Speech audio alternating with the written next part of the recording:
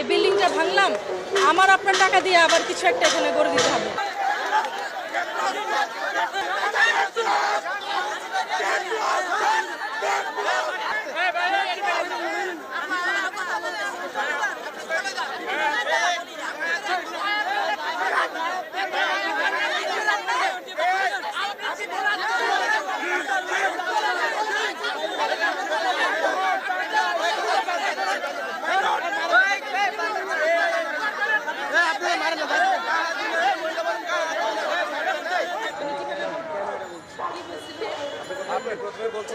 ছিল ফ্যাসিবাদী। তো ফ্যাসিবাদী এটা তো আসলে মানুষের ভেতরকার একটা রেশনালিটি বলেন, অ্যানিমেলিটি বলেন, যেটাই বলেন মানুষের ভেতরে থাকে। সেটা কি বাসার মধ্যে আছে? আদৌ কি আমরা খুঁজে পেয়েছি? নেই। সেটা যার যার ভেতরে থাকে।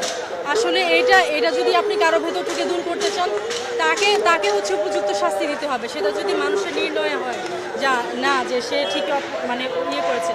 ভাঙচুর তো আসলে কোনো কিছু সমাধান না, কারণ এটার মধ্যে তো ফ্যাসিবাদী সেটা নাই যে আমি এটা ভেঙে দূর করে দিলাম। সে তো আর দেশ শুদ্ধ নয়।